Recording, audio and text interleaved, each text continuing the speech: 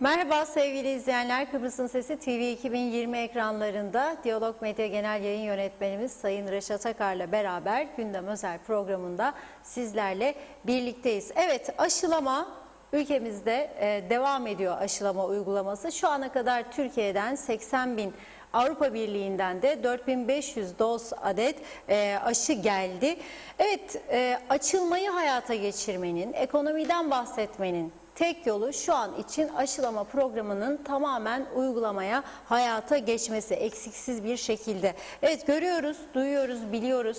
Kapalı olan sektörlerde hem çalışanlar hem işverenler hepsi zor durumda. Sizden gelen mesajlarda da görüyoruz. Zordayız, sıkıntıdayız söylemlerini yerine artık açıza bıraktı. Dolayısıyla aşılama çok ama çok daha fazla önem kazandı. Diğer taraftan devletin verdiği 1.500 liralık destekler var kapalı olan sektörlerde çalışanlar için. Ama onu da alan alamayan çok fazla problem yaşandığını görüyoruz. Bugün bu konuları ele alacağız. Tabii diğer tarafta güneye bakacak olursak orada turizmle ilgili önemli anlaşmaların yapıldığını görüyoruz. İsrail'le zira öyle Nisan ayından itibaren aşı kartını gösteren her İsrail vatandaşı PCR testi yaptırmaksızın, karantinasız ülkeye giriş yapabilecek, turizmle ilgili geniş çapta çalışmaları var. Bunların hepsini konuşacağız. Tabii güneyde 3. dalga içinde önlemler alındı, tedbirler alındı. Yoğun bakım servislerinde özellikle. Hepsi ve daha fazlasıyla sizlerin de yorumlarıyla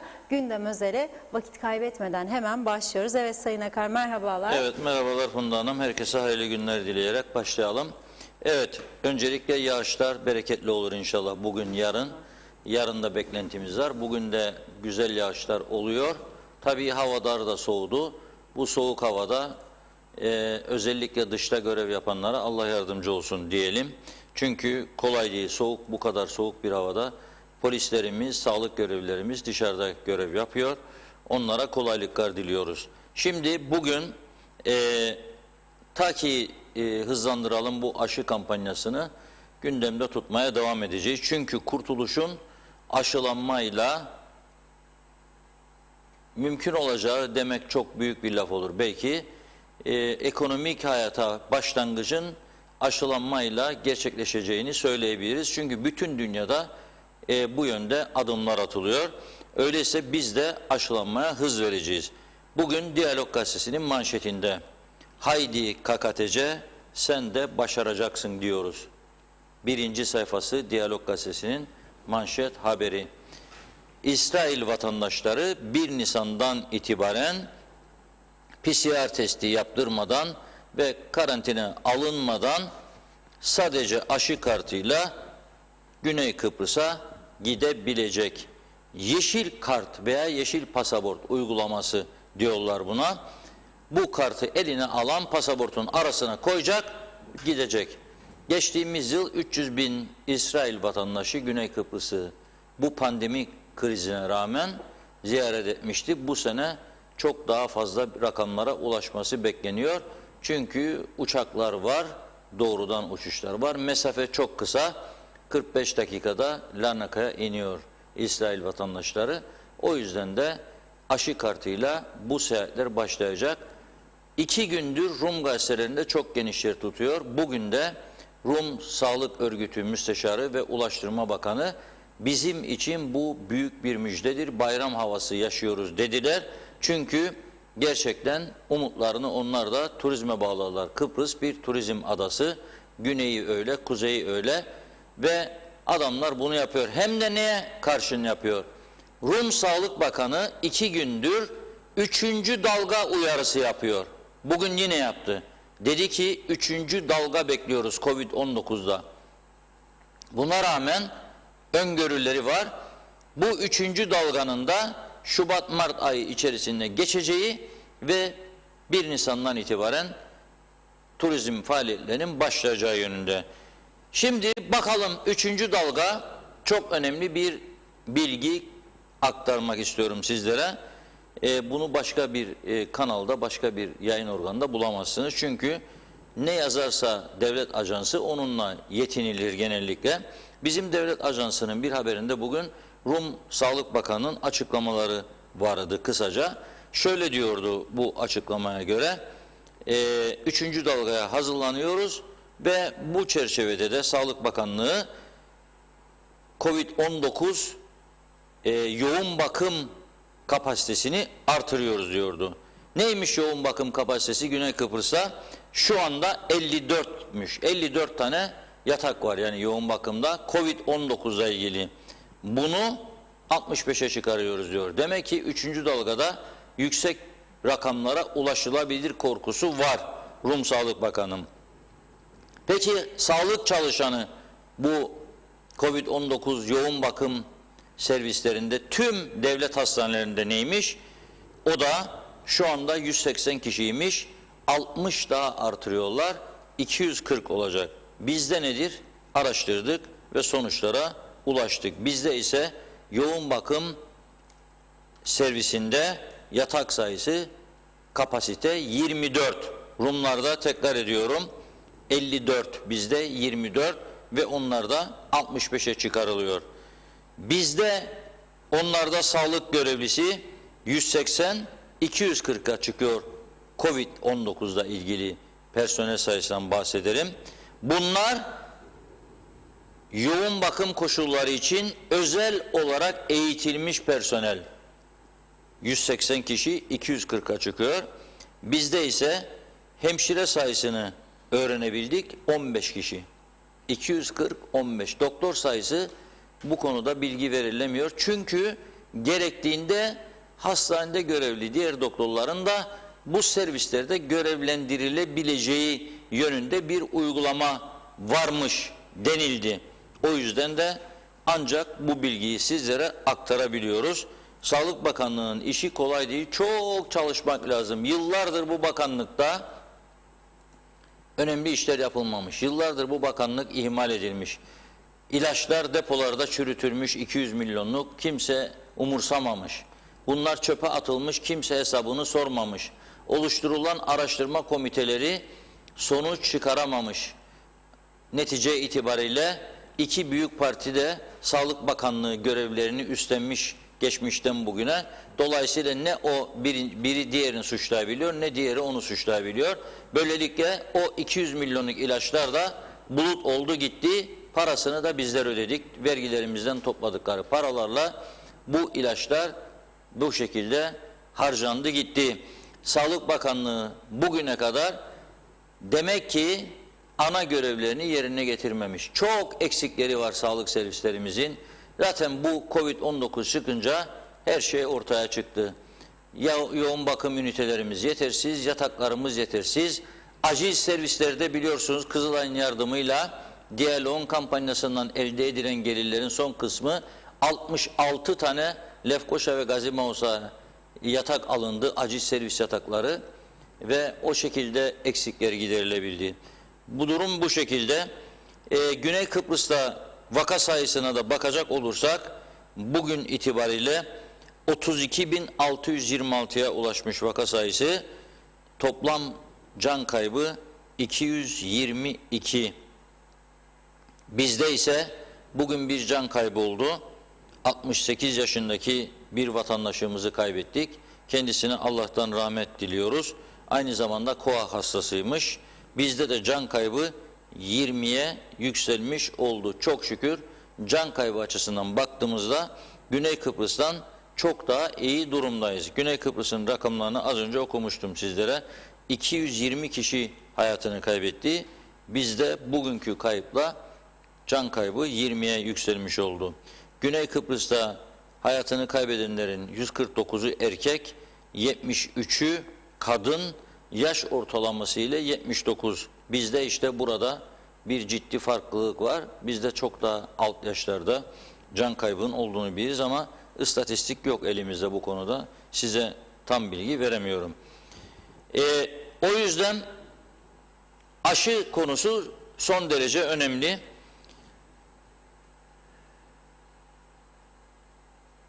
Düşünün siz, İsrail 600 bin kişiye aşı yapmış bugüne kadar ve ikinci dozunu da tamamlamış. O küçücük İsrail birçok ülkenin böyle küçümsemeye çalıştığı ama aslında çok iyi, her açıdan başarılı bir ülke İsrail.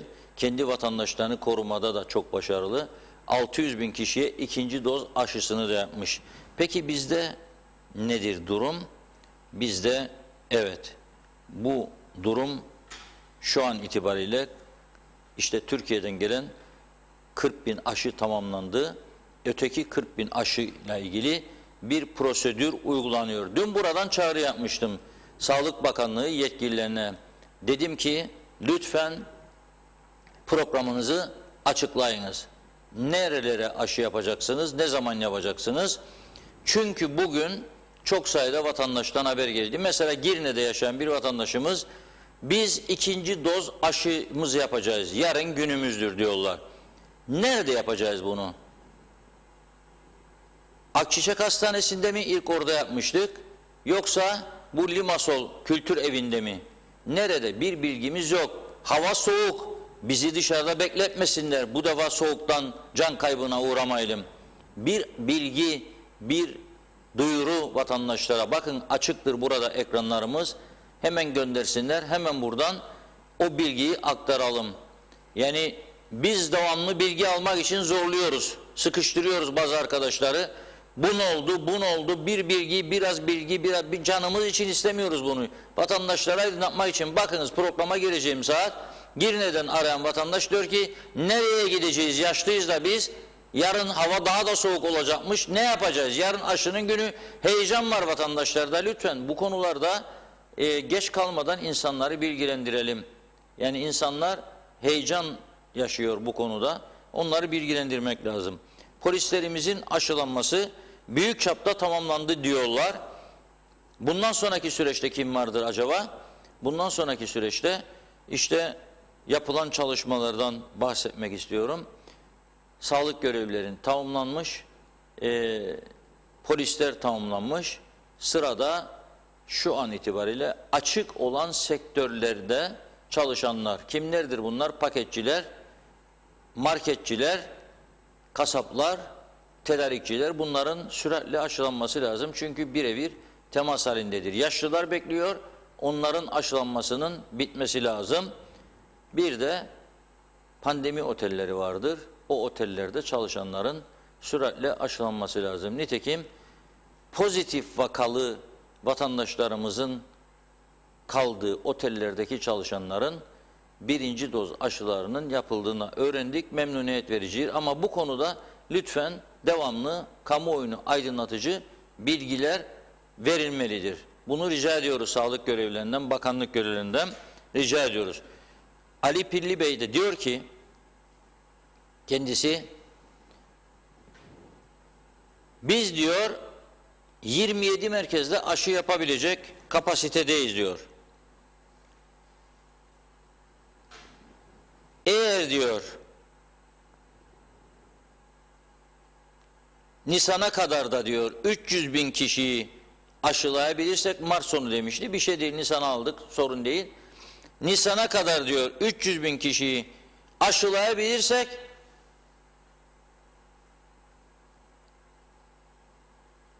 aşı olan vatandaşları da diyor, yurt dışındaki insanları da diyor, turistleri demek istiyor, Kıbrıs'a kabul etmeye başlayacağız diyor. 2 haftadır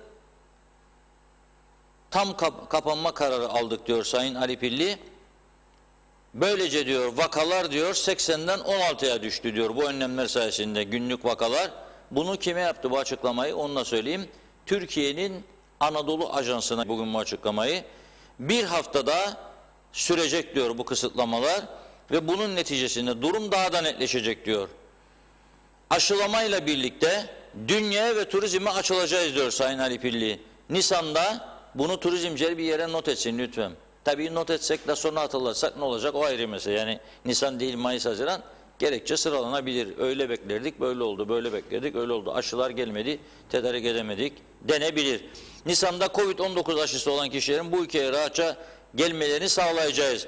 Aşı olanların PCR testiyle ülkeye giriş yapmasını isteyebiliriz diyor. Rumlar gibi değil. Rum diyor PCR yok. Rum diyor karantina yok. Biz diyoruz ki ama biz aşıya rağmen PCR da isteyebiliriz. Çünkü biz özellikli ülkeyiz. Bu yani dünyada benzeri eşi bulunmamış bir ülke olduğumuz için diyor. bizde şartlar çok olacak. Çünkü biz vatandaşlarımızı gerçekten bütün dünya ülkelerine göre çok daha fazla düşündüğümüz için PCR da isteyeceğiz. Yani olabilir.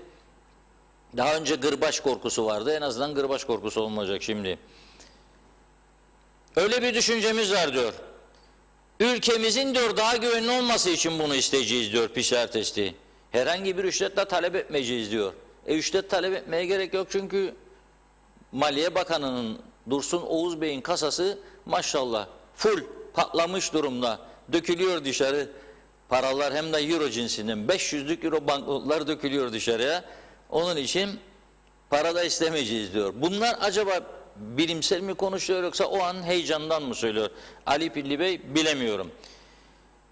Şimdi bunu bu şekilde geçmiş olalım ve bir yazı okumak istiyorum size.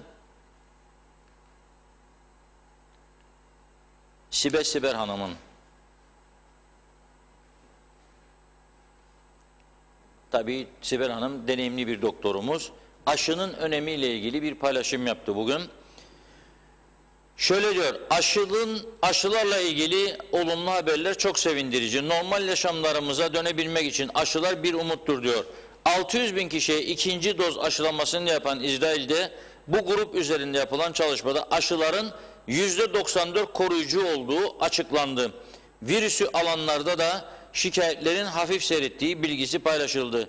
70 yaş üzerindekilerde de aynı şekilde koruyucu olduğu ve aşılanan gruptakilerin hastane müracaatlarının hızla düştüğü açıklandı. Bu bilgiler Pfizer aşısı ile aşılanan gruptadır. Sinovac aşısı ile ilgili de olumlu bilgiler yayınlanıyor diyor.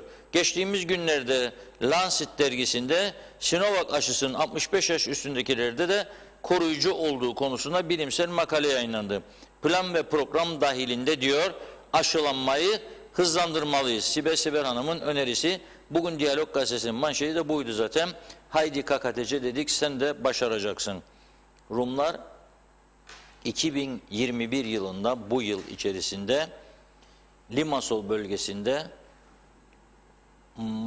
Macau şirketi Hong Kong tarafından yaptırılan çok dev bir kasino, otel işletmesini faaliyete sokmayı hedefliyorlar. Ne zaman?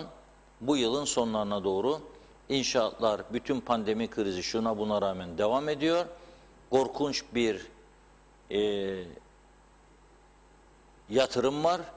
Otel, kasino, restoranlar zinciri, eğlence merkezleri ve zenginler için tasarlanmış aynı bölgede lüks villalar ve apartman daireleri. Bu inşaat bu sene içerisinde tamamlanacak ve yıl sonunda açılacak. İsrail vatandaşlarının da kumarı çok sevdiğini biliyor Rumlar.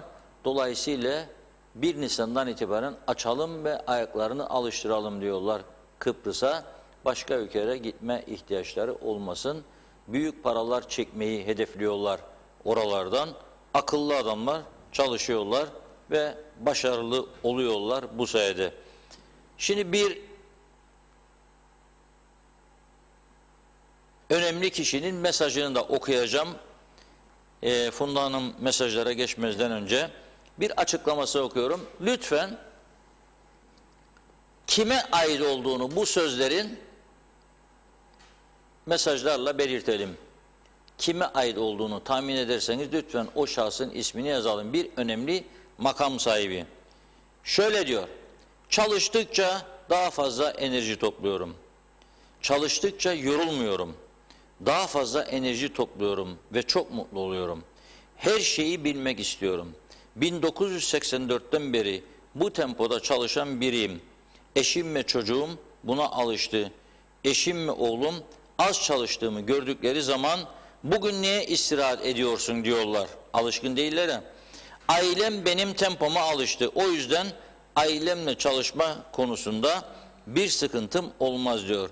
Çalışmam ve halka hizmet konusunda bana yardımcı olur. Kimdir bu KKTC yetkilisi? Soruyorum. Çalıştıkça yorulmuyor, çalıştıkça daha fazla enerji topluyorum diyor ve mutlu oluyorum. Kimdir? siyaset sahnemizdeki önemli bir isim. Sizlere de bunu soruyorum ve mesajlar için söz Funda Hanım'da. Evet, her zaman olduğu gibi çok teşekkür ediyoruz ilginize. Hemen başlamadan önce de belirteyim. Bu arada Bakanlar Kurulu da tamamlanmış. Kararların açıklanması bekleniyor. Bizler de ekranlarınıza getireceğiz diyelim ve evet, Mehmet Akın'ın mesajıyla başlayayım. Yok program Reşat Bey, aşı için sadece sizin programınız var demiş. Hasan Erten, İngiltere'de aşı programı tamam, herkes randevusunu almaya başladı. Bizim durumumuz ne? 2 hafta sonra, 1 ay sonra. Bu arada Çinli tuzlu suyla mineral su karışımı diyor. Mesaj kayboldu önümden, hızla gelmeye başladı. Ahmet Bilgili kolay gelsin demiş. Reşat abiye çok selam. 1500 lira için nedir durum? Kimse bir şey demiyor. Artık dayanacak gücümüz kalmadı. Bu devlet ne olacak diyor. Evet, Ali Güllü öğretmenleri unutmayın Reşat Bey demiş. Yenal Öztürk Nisan'da ama 2022 Nisan'da diyor aşı için. Raif Erdal, bir doktorumuzu daha kaybettik İstanbul'da, başımız sağ olsun. Evet, başımız sağ olsun, mekanı cennet olsun. Sözer Hasan iyi yayınlar dilemiş. Reşat Bey, bu aşı işi Nisan'da bitmez bu gidişle diyor. Yenal Öztürk ise daha öğrenciler gelmedi. Bu işin 3. roundu var demiş. Mehmet Akın 2022 Nisan der Ali Pilli diyor. Ali Pilli diyor. Reşat Bey anlamadınız mı demiş. Mehmet İnancı hoş vakitler değerli dostlarım. Hayırlı yarınlar. Koronasız günlere inşallah. İnşallah Mehmet Bey. Sevgi Tarat, kanser tedavisi bitmiş insanlar nerede aşı olacak? Yakın mesafedeki belediyelerde olsa hiç fena olmaz. Bu gibi hastalar kalabalıkta risk altındadır diyor. Tolgay Kurtoğlu, Konya fazla kaçırırlar demiş. Ulus Barani, Ali Pilli 300 bin aşılamayı Nisan'a kadar yapacağını söylüyor. Galiba Pilli hayal aleminde yaşar. Paran yok, aşı alasın. Türkiye sana aşı verirse yaparsın demiş. Mehmet Akın yine bu pandemi döneminde Kuzey Kıbrıs Türkiye'nin bir şehri olmasını isterdim. O zaman görürlerdi ülke nasıl yönetilir diyor. Hatice Yorgozlu, iyi yayınlar dilemiş. Lütfen 1 yıldır kapalı olduğumuz halde bizden kira alan Efkaf için yorum yapınız diyor. Nikos Bülent Antonio da iyi yayınlar demiş. Funda Hanım, Reşat Bey, Allah gözden hasetten korusun sizleri, saygılar diliyor Nikos Bey. Teşekkür ediyoruz. Caner Şefik iyi yayınlar diliyor. Ahmet Bilgili, bu gıda yardımı ile ilgili, Reşat Bey bu gıda yardımı ile ilgili konuşursa geçen pandemi belediye dağıttı ve dernekler Kızılay dağıtımı yaptı ama bu defa sanki herkesi açlığa sürüklediler. Milleti eve tıktılar. Korona korkusu bitti herkesten ama çoğu insan açlıktan ölecek. Buna müdahale etmek için neyi bekliyorlar? Adam açlıktan dolayı hırsızlık yapması mı bekleniyor? Bence artık devlet buna müdahale etmesi gerekiyor. Artık bu milletin dayanacak gücü kalmadı. Resmen hepimizi açlığa terk ettiler demiş.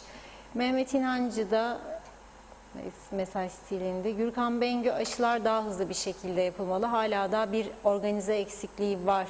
Sağlık Bakanlığımız günde kaç aşı yapabilir diye sormuş. Şükrü Özgen Gaziantep'ten selamlarını yolluyor. Olcay Tuluk Sevil, Reşat Bey bıçak kemiğe dayanmadı. Bıçak kemiği kesiyor artık. Lütfen ve lütfen açsınlar artık her yeri. İnsanlar kendilerini korusun. Herkes kendinden sorumlu olsun. Yoksa yakındır zombi olmamıza. İyi yayınlar dilemiş. Nazım Keleş, Sağlık Bakanımız Ali Pilli Bey diyor. TC Mirzali, iyi yayınlar. Bugün bankayı arıyorum kredi ertelenmesi için. Bankada görevli hanımefendi bana bu kadar ödemeniz gerekiyor söyleminde bulunuyor. Ben de para olsa zaten yatıracağım. Lütfen bizleri aptal yerine koymasın bankalarımız demiş. Evet, Çiğdem Yavuz iyi yayınlar diliyor. Ali Pilli'ye destek mesajları var. Hacı Omuzlu'da. Şimdi Simden Hanım diyeyim. Aşının çözüm olduğunu kim söyledi? Aşı olan bir daha olmayacak virüs diye bir şey yok. Bu hastalık mutasyona uğradıkça grip gibi olacak. Herkes hafif şekilde atlatacak. Daha tehlikesiz olacak. Bence kısa sürede çıkan bir aşının güvenilirliği ne kadar olabilir demiş. Necdet Mavi Gözlü hayırlı yayınlar, iyi akşamlar diliyor. Bekir Gülen, Ben çalışan görmedim. 12 saat topladı. Yapar 6 dakika açıklama yaparlar diyor. Evet, Mehmet Kor Yiğit de Ali Pilli'ye destek belirtmiş. Kısmet İzenoğlu, çalıştıkça yorulmuyorum. Sayın Sağlık Bakanı Ali Pilli diyor. Mehmet İnancı, teşekkür ediyoruz mesajınız için Mehmet Bey. Asuman Elibol da Sağlık Bakanımız Ali Pilli Bey demiş. Abdurrahman Kaylak da aynı şekilde.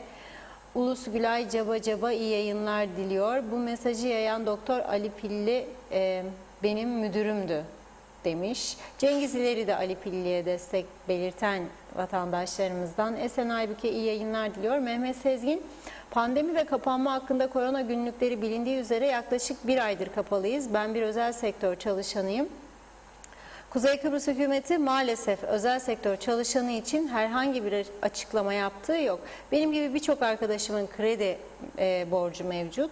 Hükümet hiçbir şekilde sorumluluk almıyor. Devlet memur ve emeklileriyle ilgili açıklama yapılıyor ki karşı karşıya getirmek için kamu özel sektör çalışanı demiş. Babam kamu emeklisi, yeğenim kamu çalışanı. Bizim bu insanları eleştirmek gibi bir durumumuz yok. Anayasada eşitlik esastır ama herkes eşittir, bazıları daha eşittir. Bence tüm vatandaşların insani şartlarda yaşayabilir düzeyde olması lazımdır. Gelin görün ki bizimle ilgili bir tek açıklama yok. Allah'ımızdan ve canımızla baş başayız. Ne olur bir yetkili çıkıp bir açıklama yapsa, devlete ihtiyacımız olduğunda bizim yanımızda olmayacaksa nasıl var olalım demiş sonsuza dek. Evet, Ayşıl Nil'den de Sayın Ali Pilli başka biri yok zaten, diğerleri lay lay lom demiş.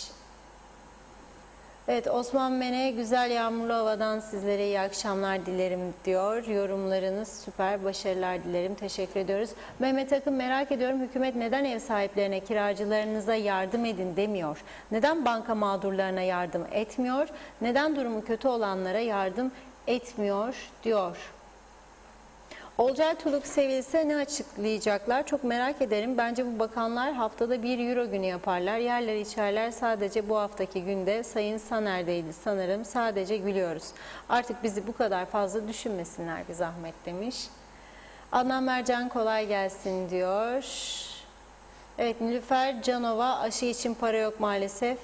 Bir program da yok diyor. Erol Canseç, bu siyasetçi uyurken rüyasında bile çalışıyor mu diye sormuş. Hakan Şahin kolay gelsin diyor. Teşekkür ediyoruz. Akçay Muhtarlığı iyi yayınlar dilemiş.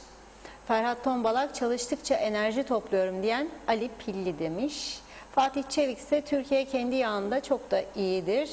Halkı sefalet içinde, Kıbrıs hiçbir zaman Türkiye'nin ili olmayacak. Beğenmeyen gitsin diyor Fatih Bey. Gülsen Amber ise demiş ki Sayın Akar, okuduğunuz mesaj bence Sayın Zorlu Töre'ye ait diyor.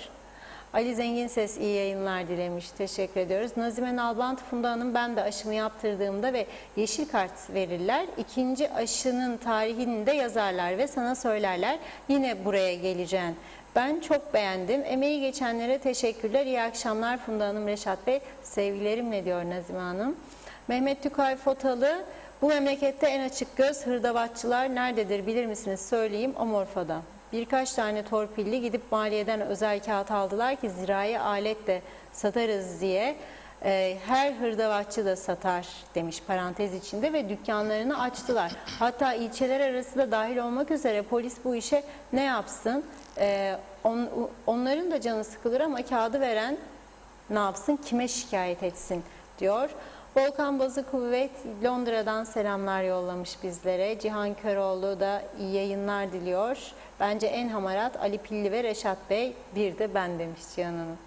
Çiğdem Kermeoğlu iyi yayınlar diliyor. Sevgi Konaç, sevgili Reşat Bey, ben soruyorum neden Güney'de çalışan işçilerimiz öğretmenlerimizin, çocuklarımızın en erken zamanda aşılarının, PCR'larının yapılıp işlerine geri dönmelerini sağlamıyorlar?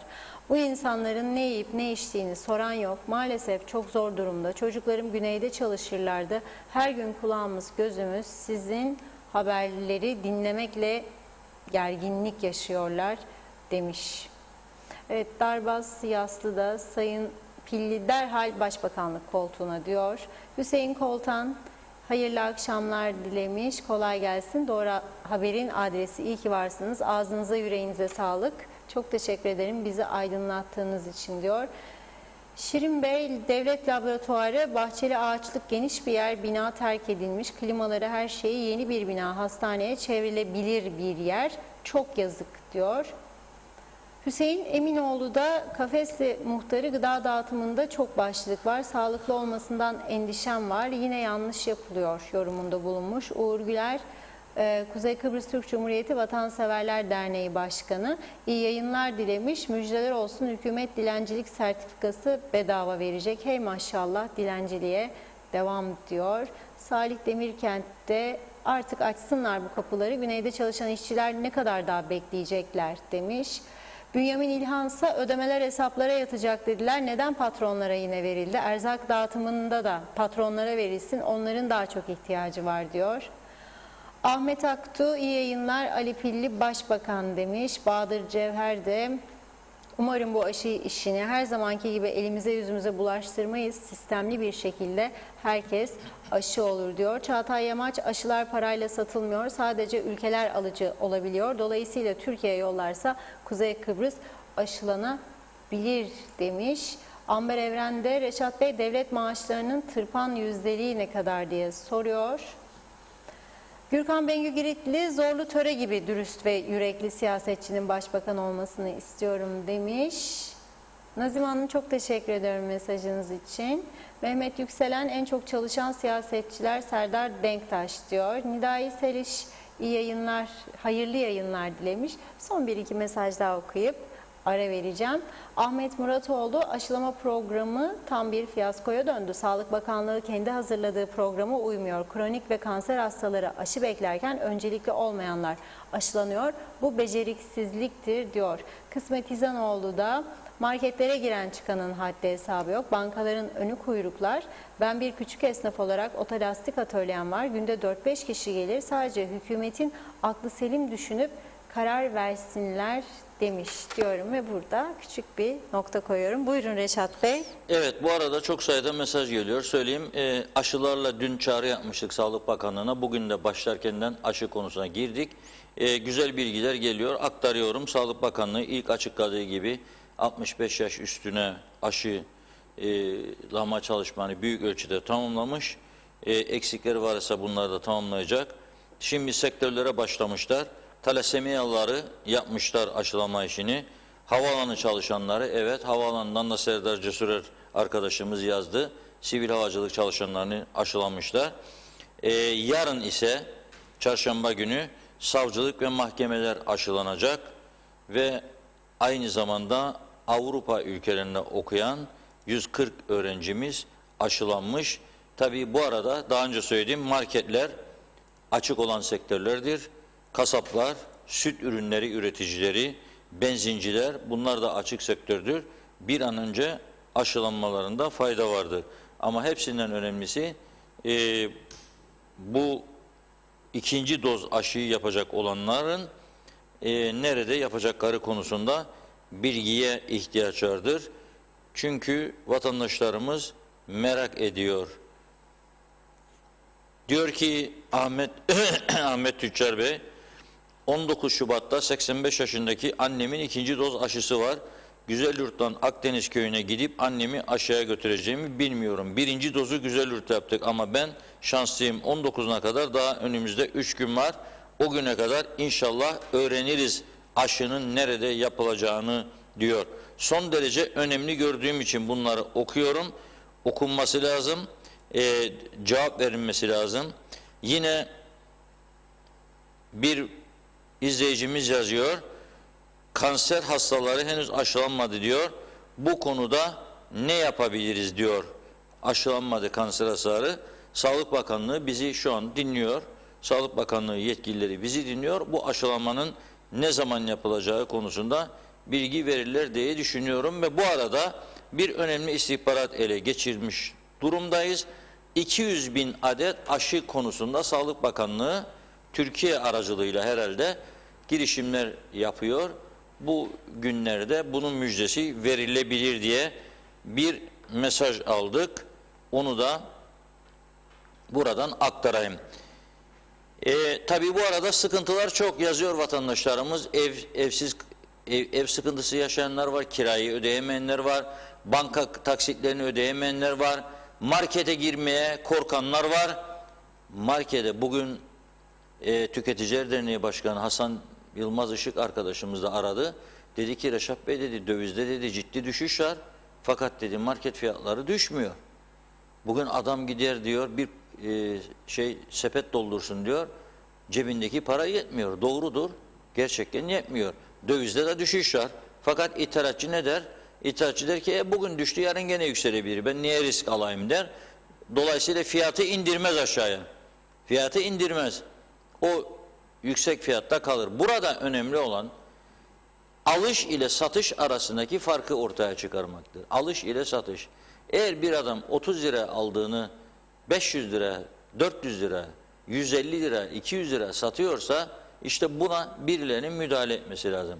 30'a aldın be kardeşim, işletme maliyetlerin vardır, risk payın vardır, marketçinin karı vardır, 60 olsun 70 olsun. Yok da 30'a aldığınız 150, 200. Buna devletin kesinlikle müdahale etmesi lazım. Ev konusunda Safiye Hanım, görme engelli Safiye Ahmet Yıldız Çoban bana bugün telefonda açtı. Safiye Hanım görme engelli olduğunu söyledi. 2 tane fotoğraf var arkadaşlarda, evinin iç durumunu gösteren. Bu dışarısı, bulaşıklarını burada bahçede yıkıyormuş. Bu da yemek pişirdiği yer, tencere orada duruyor. Altta da bir ocak. Sıkıntıdayım diyor. Birçok kapıyı çaldım. Bana yardım eden olmadı diyor. Belediyeyi önerdim kendisine. Belediye ile temasa geçmesi konusunda. Geçtim diyor. Evet. Ama ben tekrar hatırlatıyorum. O insanlara eğer ihtiyaçlıysa bir yardım eli o bölgeden uzanmalı. Tabii sosyal yardım birimi var bu ülkenin. Onlar da yardımcı olmalı. Çalışma Bakanı bugün bir basın toplantısı yaptı. Bu arada hemen araya giriyorum Reşat Bey. Kararlar açıklanıyormuş şu anda Öyle mi? canlı Peki, yayında. o zaman izleyelim, ondan sonra devam edelim. Tamam. Ne kadar çevre ve insan sağlığına zarar vermeden bu işlemlerin yapılması, atık oluşumunun azaltılması, atıkların yeniden kullanımı, geri dönüşüm ve geri kazanım gibi yollar ve doğal kaynakların kullanımının azaltılması hedeflenmektedir. Bunun yanında yine Bakanlar Kurulumuz geçirmiş olduğu bir kararla da bakanlıklar ve bağlı kuruluşlardan kendi bütçelerinin %10'una kadar tasarruf yapmaları konusunda da bir tedbir kararı üretmiş bulunmaktadır. Bunun yanında hepinizin çok iyi bildiği gibi geçtiğimiz günlerde açıklamış olduğumuz ve reel sektöre destek vermek adına bin küçük esnafımıza 100 milyon Türk lirası kredi ve bunun yanında da 20 milyon Türk lirası kira kredi desteğinin verilmesiyle ilgili olarak dün hem Merkez Bankası Başkanımız hem de Bankalar Birliği ile yapmış olduğumuz görüşmeden sonra bugün itibariyle tüm bankalarla Merkez Bankamız bu konuda bir protokol imzalayarak bütün bu 100 milyonluk kredinin küçük işletmelerimize, reel sektöre ve 20 milyon Türk liralık kira yardımının da keza aynı şekilde verilebilmesi için protokoller tamamlanmıştır. Pazartesi gün, yani 22 Şubat pazartesi günden itibaren de tüm reel sektörümüz bu kredilerden faydalanmak için bütün bankalara başvuru yapabileceklerdir. Bunun yanında biliyorsunuz ki reel sektörümüzün daha önce kullanmış olduğu 3250 işletmemize vermiş olduğumuz 1 milyar 150 milyon Türk liralık krediler mevcuttu. Bu 1 milyar 150 milyon Türk liralık kredilerin 750 milyon Türk lirasının geri ödemesi Ekim 2021 yılından itibaren gerçekleşeceğinden bu konuda herhangi bir işlem yapma ihtiyacı hissetmemiş bulunmaktayız. Ancak bunun yanında 400 milyonluk kısmı olan bölümünün ödemeleri Kasım ayından itibaren başlamış bulunmaktadır. Bu konuda da eğer sıkıntıya düşen herhangi bir esnafımız varsa bu taksitlerini ödemek için bankalarına müracaat edebileceklerdir. Bunların ötelenmesi için de gerekli yardım bankalar tarafından kendilerine sağlanacaktır.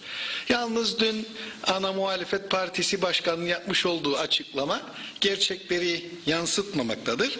Çünkü kredi garanti fonundan faiz destekli olarak kullandıran kredilerini, taksitlerini ödemekte zorlanan işletmelerin kredilerinin yüksek faizle yapılandırılması diye bir şey asla söz konusu değildir.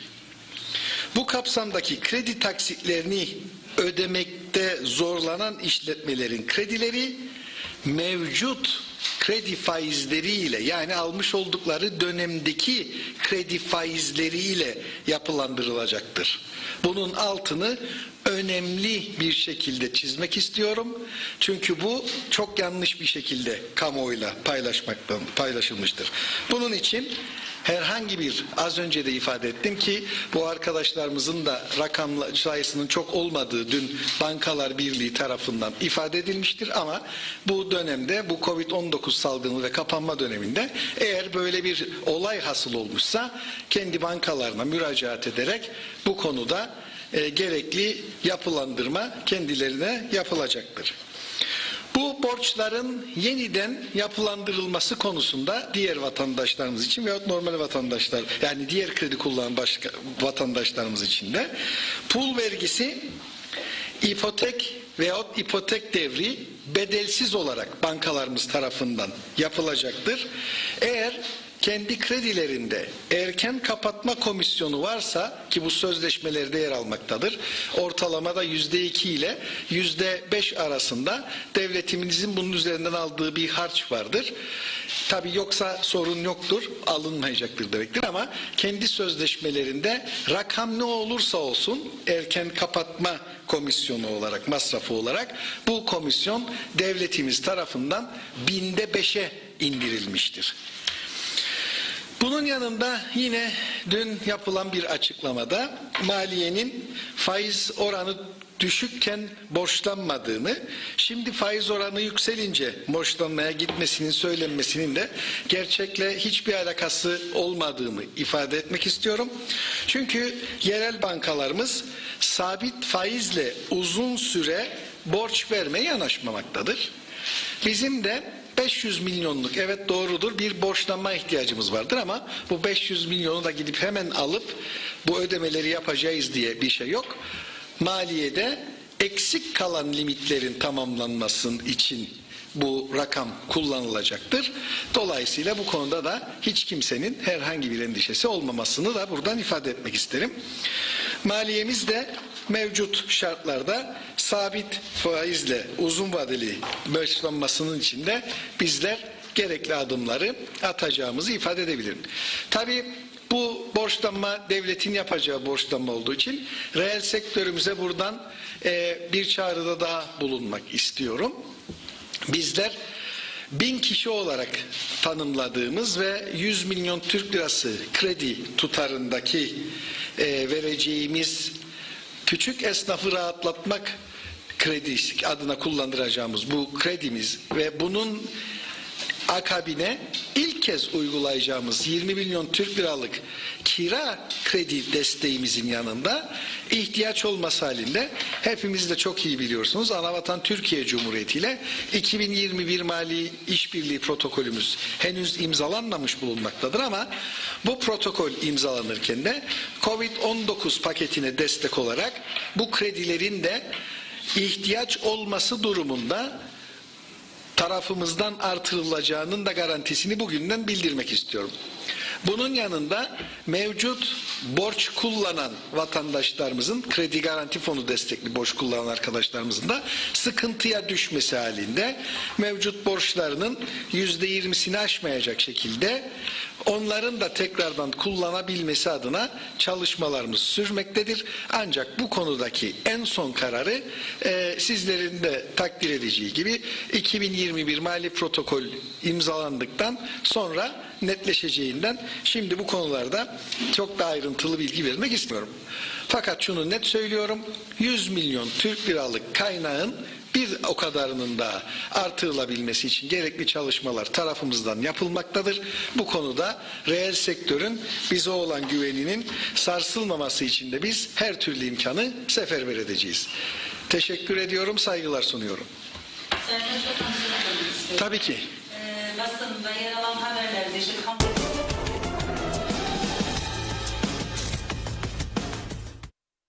Evet, Başbakan Ersan Saner'in Bakanlar Kurulu toplantısı sonrası yaptığı açıklamayı izledik. Neler söyleyeceksiniz Reşat Bey? Vallahi Nasıl Başbakan diyor ki biz bankalarla anlaştık diyor. Yani eski borcu kapatmak istersen diyor yeni borç al diyor.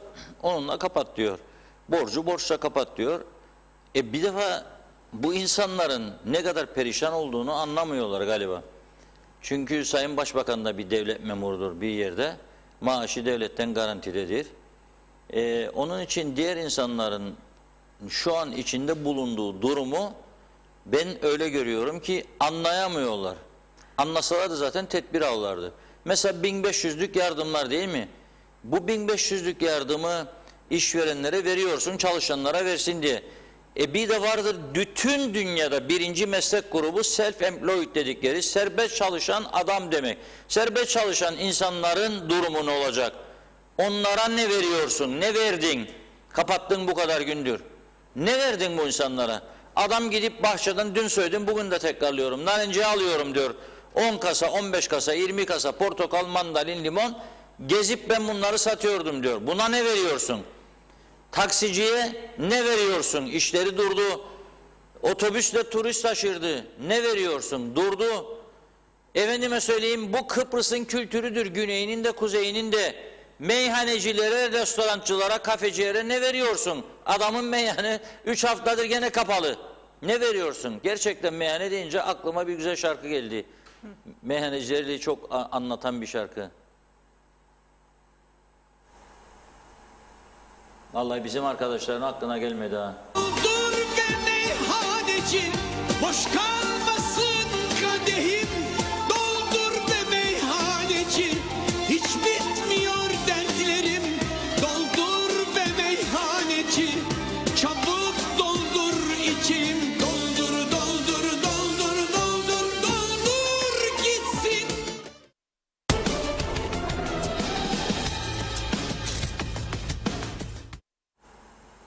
Evet. Evet, Adnan Şenses unutulmaz bir sanatçıydı Türkiye'nin. Bu Doldur Be Meyhaneci'yi de en güzel okuyan sanatçıydı. Allah rahmet eylesin ama o kadar çok bu sektörde çalışan veyahut da meyhane işleten arkadaşlardan o kadar çok telefon ve mesaj alıyorum ki gerçekten onların durumu da yürekler acısı. Kapalı iş yerleri, kimisi kirada, kimisi kendi mülkünde ama çoğu kirada. Kira geldi, aybaşı kirayı ödeyecek. Vergiler var, kapıda bekliyor, ödenecek. Banka taksitleri var, ödenecek. Aldığı malzemeler karşılığında kestiği çekler var. Zamanı geldi, ödeyecek. Zamanı gelecek olanlar var, sırada bekliyor. Bu adamlar içmesin de kim içsin şimdi, yani doğruya doğru. Hepsi üzgün, hepsi dertli ve gelecek konusunda kaygılı. Ama ben onlara buradan güzel bir yol göstermek istiyorum, mesaj vermek istiyorum. Bugünler geçecek. Yakında Haziran'dan söz ediyorlar. Olursa inşallah maşallah UBP kurultayı olacak. O kurultay öncesinde 4-5 tane aday olacak. Şimdiden biliyorum, mesela Ersan Saner Bey aday, Faiz Sucuoğlu Bey aday, Hasan Taçoy Bey harıl harıl çalışır. Hiç durmak yok, dinlenmek yok. Zorlu Töre Bey bizzat açık aday olacağını birkaç kezdir söylüyor. Giydim cizmeleri diyor, ben de hazırım. Yani bu adaylarda hepsi değilse bile büyük bir çoğunluğu elbette yakın çevresini meyhanelere götürecekler. Sonra esas zaman gelecek.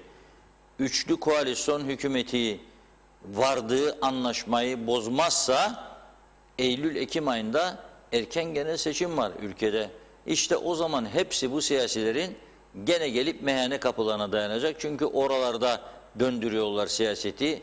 Beni destekle, bak yedireyim içireyim seni, gel diyelim içelim, topla aileyi gel, topla arkadaşları gel. Hadi gel de bir plan program yapacağız, hadi bilmem nereye gideceğiz. O zaman siz de her faturanın üstüne bugünün acısını yükledin, korkmayın. 500 liraysa hesap 700 lira, 1000 liraysa 1200 lira, başka türlü çıkmayacak bu hesap. Şimdi Sayın Başbakan'ın söylediklerini anlamaya çalıştım ama yani çıkardığım tek sonuç borçlanın ve geçinin bu parayla. Yani eski borçları ödeyiniz diye. Herkes ödeyebilecek mi bunu? Mümkün mü böyle bir şey? Ben böyle bir mümkünat görmüyorum. Yani adam zaten borçlanmaya gideceğinde banka ondan herhalde birçok şey isteyecek. Nasıl verecek? Yani anlamadıkları bir nokta vardı. Bizim insanımızın çok büyük bir gücü yoktur. Yani çoğu insan gün işleyip gün kazanır.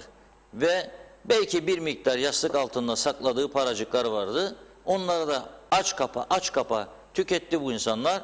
Şimdi artık gerçekten bıçak kemiği zorluyor dedi Sanayi Odası Başkanı dün, ama gerçekten bıçak kemiği zorluyor. Bu insanlar sıkıntılar, bunu anlamak lazım. Peki bir formül olamaz mıydı? Yani kamuyu öderken ve bazı kesimlere 1500 öderken hiç ödenmeyen insanlara da, bu insanların çok basit bir yöntemdir. Sigorta kaydına bakarsanız, sosyal sigorta yatırımlarını yapıyorsaydı, kayıtlı bir çalışansaydı, o kayıtlı çalışana da siz en azından asgari ücreti vermeliydiniz devlet olarak. Vereceksin vatandaşa asgari ücreti hiç olmazsa ve onu aç bırakmayacaksın. Şu anda bizim yaşadığımız esas trajedi budur. Bir kesime devlet diyor ki senin babanım ben seni baba olarak aç bırakmam, devam ediyorum. Bir kesime diyor sen üvey evlatsın diyor, ben sana bakmam. Git diyor esas babanı ara bul. Kimdir esas babası? Onun babası da sen, bunun babası da sen. Tabii babalığı sahiplenebiliyorsan. Başından beri bir yanlış yöntem gidiyor. Başından beri insanlar bu ülkede birbirine düşürülüyor ve birçok insan açlığa sevk ediliyor. Bu doğru bir yöntem değil. Öte yandan da Çalışma Bakanı bugün diyor ki ben diyor 10.000 kişinin gıdasını vereceğim. 10.000 kişiye gıdayı ver, güzel mesele de 20.000 verdik biz Kızılay'la birlikte. Ne oldu? Geçicidir. İlaç istiyor adam. İlaç var mı gıdanın için, sepetin içinde, yardım sepetinin? Yoktur. Kim verecek ilaç parasını? Bu soğuk havalarda evde annesi vardır yaşlı, öksürüyor, öksürük ilacı alacak. Çocuğu var, başı ağrıyor, o öksürüyor, ona ilaç alacak. Ne bileyim başka türlü sorunları olanlar var. Çok sayıda kanser hastamız var bu ülkede. Bu insanları parasız bırakmak doğru bir şey değildir. Keşke Çalışma Bakanlığı 10.000 kişiye gıda yardımı yerine işsiz kalanlara para ödeseydi. Niye sigorta primi yatırdı bu insanlar yıllarca? 25 yıl, 30 yıl, 28 yıl, 16 yıl, 17 yıl, 15 yıl neden sigorta primi yatırdı bu insanlar? İşsiz kaldıklarında işsizlik parası alsınlar diye. Hasta olduklarında sağlık servislerinden yaralansınlar diye. Sağlık servisleri patlamış durumda. Herkes hastanelerden yeterince hizmet alamıyor. Özele gitmek zorunda kalıyor. Peki işsizlik parası nerede? Yani ben bir kısım insana 1500 de nasıl geçinecek bu adam? Yani mümkün değildir. Gerçekten bu kriz döneminde bu ülke insanına adaletli bir yaklaşım göstermedi hükümetler. Bunun hiç başka türlü izahatı yoktur. Ve şunu da söyleyeyim. Sayın Başbakan bu az önceki toplantıda CTP Genel Başkanı Sayın Tufan Erhürman'ı eleştirdi. Sayın Tufan Erhürman da sabahleyin gözüme ilişti. Hem bir paylaşım yaptı hem de Erdoğan Sorakın Bey Genel Sekreteri, onu da okudum. Dün bir basın toplantısı yaptı Tufan Bey ve yanına milletvekillerini de aldı, parti üst düzeyinde aldı. Önemli bilgiler aktardı. Bu basın toplantısı daha etkili olabilir miydi? Bence olabilirdi ama o ayrı bir konu. Fakat o da nereden şikayet etti? Bugün, dün akşam BRT'nin, devlet televizyonunun ana haber bültenlerinde Tufan Eroğlu'nun açıklamalarından hiç yer verilmemiş. Ve nasıl tarafsız haberciliktir bu? Nasıl eşitliktir bu siyasete karşı? Bunu eleştirdi. Ben de buradan diyorum ki işte bizim kıymetimizi biliniz. Özel televizyonların, özellikle bu grubun, Diyalog Medya'nın kıymetini biliniz. Bizi susturdukları zaman iki kelimeyle geçiştirmeyiniz bu işi. Meclisin tatil edilmesi lazımdı diyalog kapatıldığı zaman. Ve bakınız yine 2-3 gündür şikayetler yoğunlaştı. Sesimiz devamlı kesiliyor. Gidiyor geliyor, gidiyor geliyor mesajları. Devamlı biz de buradan arkadaşlarımız BRT'yi arıyor, TürkSat'ı arıyor. Olmaz birader. 8 kanal var. Hiçbirinde yaşanmayan sorun gene bizde yaşanıyor. Sahip çıkın bize. Demokrasi yaşasın. Ben de buradan bütün partilere bu mesajı veriyorum. Ulusal Birlik Partisi'ne de bu mesajı veriyorum. Yarın bir başka parti iktidara gelir, size şu anda sizin onlara yaptığınızı onlar size yapmaya çalışır. Onun için tarafsız, bağımsız, gerçekler üzerinde yayın yapan bizim gibi kanallara sahip çıkınız. Başka bir şey istediğimiz yok sizden. Sesimiz kesilmesin. Bizim de bir amacımız yok. Bizim buradaki amacımız doğru dürüst habercilik yapmaktır. Doğru dürüst yayıncılık yapmaktır. Halkımızı doğru bilgilendirmektir. Devlet yönetenleri de yanlış gördüğümüz konularda uyarmak, doğru gördüklerimizi de aktararak onların hizmetlerine yardımcı olmaktır. Onun için böylesi bir imkanı bu ülkede bulmuşsak buna sahip çıkalım. Buna karşı, bize karşı yönelen okları durduralım. İzin vermeyelim bunlara. Çünkü bu ses, bu görüntü herkese lazımdır. Her çeşit görüşe lazımdır. Devletin bütünlüğüne zarar vermeyecek her görüşe bizim kapımız açıktır. Devletin bütünlüğüne zarar vermeyecek her görüşe bizim kapımız açıktır. Doğrudan yana habercilik bizim ana prensibimizdir. Bunu da bu vesileyle vurgulamak istedim. Evet, bakalım biraz mesajlara Buyurun. yine izleyicilerimizin. Tansel Mannas diyor ki esnaf ömür boyu borç ödeyecek, başbakan öyle istiyor demiş. Bilgin Sancak, iyi ve sağlıklı akşamlar dilerim. Birçok sağlık öğrencisi staj yapamıyor. Son sınıf sağlık öğrencisi bizim staj yapamadan nasıl mezun olacak? Hiçbir yerden açıklama da gelmiyor. Çocuklarımızın geleceği nasıl olacak? Hiç uygulama da yapmadılar. Okullar online olduğu için demiş. Ali Osman Kırcı da devletin yapamadığı gıda yardımını sade bir vatandaş Serdinç Maypa yapıyor. Lütfen duyurun, herkes Serdinç Bey'e yardımcı olsun en azından. Teşekkür ederim demiş. Zeki Ahmet Kasabalı'da 3 haftadan sonra acil bir durumdan dolayı izinli Girne'ye gittim. Adanın kapanmasına Girne sebep oldu. Hiçbir şey fark etmedim. Aynı trafik, sokaklar aynı kalabalık. Ne kontrol ne denetim. Yetkililer ancak ahkam kesiyor diyor. Bu ne biçim sokağa çıkma yasağı demiş.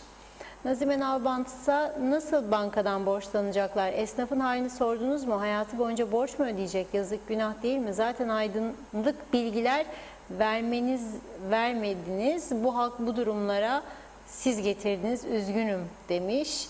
Enver Düzkar da eleştiriyor. Yazıklar olsun. Ben diyor devlet olarak borçlandım. Sen de borçlan. Zaten herkesin borcu var demiş. Evet, Hüseyin Zekai, Reşat abi bitirdiler bizi demiş. Mehmet İnancı, mekanın cennet olsun Adnan abimizin. Yaşar Aracı, Konya açtım, başka yolu yok. En iyisi bu, bugün de para yatmadı. Kime soralım demiş. Ural Çetinkaya, ağzına sağlık abi diyor. Gürkan Bengü Giritli'de tam Zivaniye gecesi demiş. Tufan Çetes, inşaat sektörü 1500 liradan niye faydalanamıyor? Acaba biz de günlükçü müyüz, çalışamıyoruz? Paramız yok demiş. Mehmet Yurt'ta ağzına sağlık Reşat Bey diyor. Erdal Taşkın, fakir fukara çalışmalarına ne veriyorlar? İnsanlar aç demiş. Cihan Köroğlu, Reşat Bey bu defada Kadir Mevlam senden bir dileğim var türküsünü isteriz. Okuyan Aynur Haşhaş demiş. Dinleyelim programdan bakalım. sonra da. Evet. Şarkı İbrahim Aslan da diyor ki zaten bunların söylediklerini tefeciler yapıyor. Boş konuşmalar bunlar demiş. Mehmet Dilaver sosyal sigortalarda korona partisi vardı. En az 80 kişi dışarıda yağmurda yan yana sıra bekliyordu diyor. Evet, Mehmet İnancı da biz Reşat Bey'le bara gideceğiz. Oradan da zivaniye içeceğiz diyor. Ahmet Bilgili Allah rızası için ne diyorlar? Bizi kandırmaktan başka bir şey yapmıyorlar. Bizim durumumuzun farkında değiller herhalde. Biz evin içinde 10 kişiyiz. Evimizde 6 aylık bebeğimiz var diyoruz. Kimse duymuyor. Bıçak kemiği kesti gitti. Reşat abi bu hükümet derhal istifa etmeli. Biz onların umurunda bile değiliz. Bebeğimiz kendimizden geçtik. Bebeğimizin ihtiyaçlarını artık karşılayamıyoruz. Artık dayanacak bir şey kalmadı. Bu devlet hala kendini düşünüp kendilerine nasıl uygunsa öyle karar alıyor. Ne yapacağız yani artık sabrımızın sonundayız demiş. Mustafa Pelin Baydarsa diyor ki sendikalar oldukça sessiz, neden acaba? Bana dokunmayan hükümet çok yaşasın demiş. Uğur Nazen de Sayın Başbakan diyor ki özel sektörün bize olan güvenini kaybetmemek için her türlü önlemi alıyoruz. Şaka mı yaptı Başbakan bize Reşat Bey, Funda Hanım? Siz anladınız mı? Demiş. Ben bir esnaf olarak anlayamadım. Lütfen kendisine iletin. Esnaftan ve halkından bu kadar bir haber olan bir yönetici daha yoktur demiş. Steve Nidai Peri, en sevdiğim şarkı Reşat Bey. Nereden buldun da çıkardın? Saygılar dilerim diyor Nidai Bey. Mehmet Akın, bakanlıkların %10 tasarrufu az değil mi? Bu pandemi döneminde maaş almayı hak edenler, sağlık çalışanları, polisler, özel sektör çalışanları, maaş almayı hak etmeyenler, Kuzey Kıbrıs yönetiminde olan herkes ve haksız kazanç sağlayanlar, devlet memurları demiş. 15 gün oldu, kaç kişiyi aşılayabildi? Kuzey Kıbrıs Sağlık Bakanlığı açıklasın lütfen, bu ülkede 3. dalgayı düşünemiyorum. Zaten siz düşünebiliyor musunuz? Reşat Bey inşallah maşallahla bu işler yürümez. Aynı lafla peynir gemisi yürümediği gibi diyor. Erdoğan olsa Allah kurtarsın halkımızı bunların elinden tez zamanda demiş. Ahmet Sancak, ben özel sektörde çalışan ve hiçbir yerden destek almıyorum. 1500 lira kime verildi? Banka artı ev, kira artı engelli çocuk var. Kızım üniversitede okuyor. Ben ne yazacağım bilmiyorum. Saygılar Reşat Bey demiş Ahmet Bey. Hüseyin Zekai ise taş yiyin taş diyor. Hürrem'de de Reşat Bey, ben eşim şu anda çalışmıyoruz. Bir maaş, hem ev kredi hem de bir ay 2 çocuk demiş. Zor durumda olduğunu dile getiriyor Hürrem'de de. Aşkın Güneydeniz'de Reşat Bey yalasınlar avuçlarını, seçimde kimseyi bulamayacaklar diyor. Necmi Sıddık, Gökay Aydoğdu iyi yayınlar dilemiş. Metin Maraşeli, eğer devlet olarak beni kapatmaya zorlarsan gerek kira gerekse yardım amaçlı hibe yapması gerekirdi. Borç alsa da nasıl ödeyecek? Hasan Nihat Erduran, 64'ten beri ambargolu devletin ihtiyat akçe yerine açık bütçesi var. Bunu Avrupa Birliği, Birleşmiş Milletler de biliyor, yoksa demiş ahmaklar mı? Eminim değiller. Kapanan her iş yerine 2019 aylık gelir vergisi nispetinde devlet yardım yapsın. Hiç itirazım yok. O vergi mükellefi olmamış kayıtsızlara da Gıda Bankası kurdu Çalışma Bakanlığı. 2 çek düşen hanelere yüksek çeki gitsin. 20 milyonu geçen serveti olanlara da %2 tıraşla fon kurulsun. Yasayla bu zor günleri atlatalım derim diyor. Yahya Ergörse iyi yayınlar Reşat Bey. Ergüneş Şoför Okulu sahibi olarak merak ediyorum. Bizim durum ne olacak? Benim yanımda 12 kişi çalışıyor. Bizim durumumuz ne olacak diye sormuş. Teşekkür ediyor. Osman Ulubatlı'da şoför okulları battı, iyi yayınlar diliyor Osman Bey'de. İbrahim Pınar, helal olsun, devlet herkes içindir. Tek taraflı olduğunda hükmünü kaybeder demiş. Tufan Çetres, sigortalıyız ama 1500 liradan faydalanamıyoruz. Bu nasıl iş, parasız diyor. Ahmet Öncel ise selamlar, ben güneyde çalışan işçiyim ve karantina otelinde kalırım. Kaç aydır ailemizi, çocuklarımızı göremiyoruz. Ne yapacağız? Mağdur olduk, buna artık bir çözüm bulsunlar diyor. Ural Çetinkaya, toprak ana veriyor bize çok şükür yorumunda bulunmuş. Gül Ali Tosun'sa bence zarar görmeyen yok kapatmadan dolayı. Zarar gören işletmelere katkıda bulunacakmış devletimiz. Zarar görmeyen işletmeleri lütfen sayın, başbakanımız saysın bize de, biz de bilelim diyor. Tema Yavaş, şarkı güzel Reşat Bey demiş.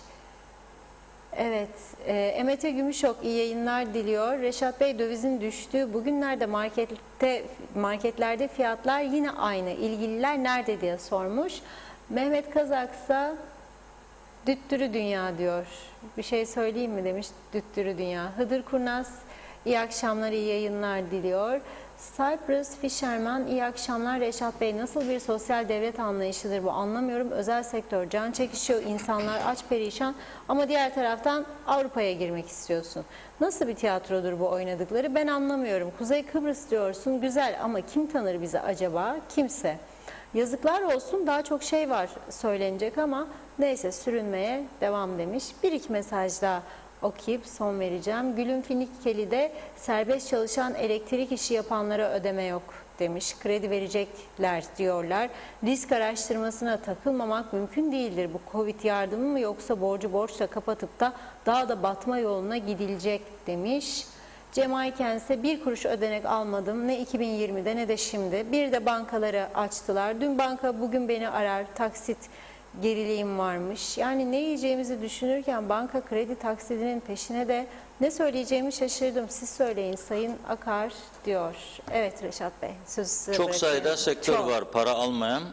Şimdi bak, yazdıkça ortaya çıkıyor. Şoför okulları yazıyor. Evet. Para almadım diyor.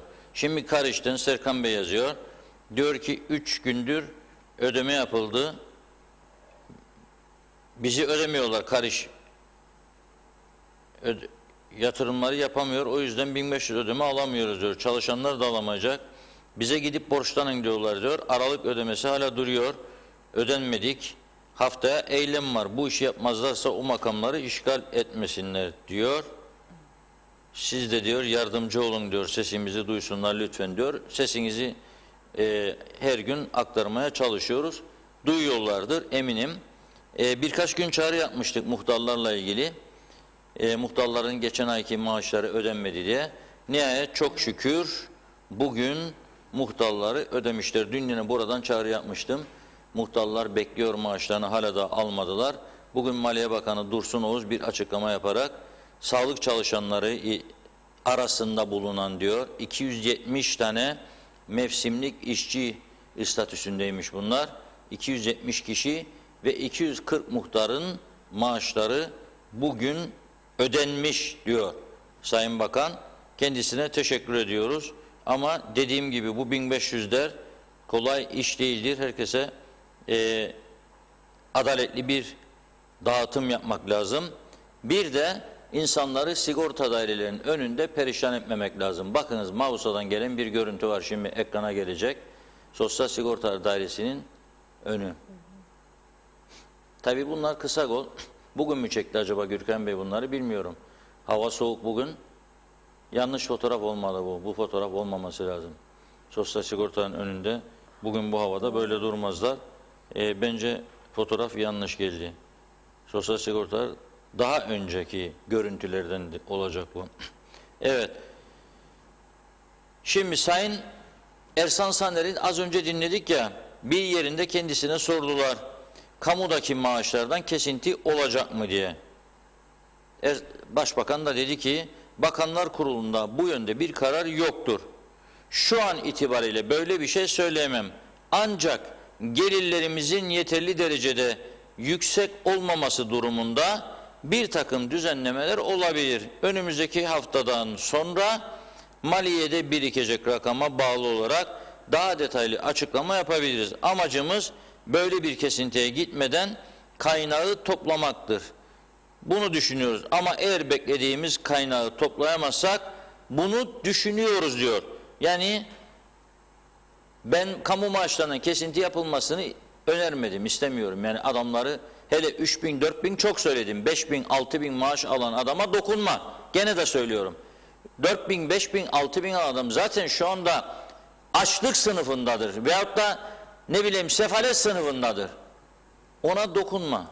Benim söylediğim burada sadece eğer bulup veriyorsan borçlanıp kamuya, bulup vereceksin özelde çalışana da. Birinci prensip budur. İkincisi, eğer dokunmak zorunda kalırsan ileride parasını iade etmek şartıyla koronanın başladığı ilk ay 2 ayda yaptığınız gibi belirli bir maaşın üstünde 8 binin, 9 binin, 10 binin üstündeki rakamı keser, öteki tarafa verirsin ve ondan sonra o kestiğin rakamı ekonomi düzeye girdiği zaman bu insanlara yardımcı olursun.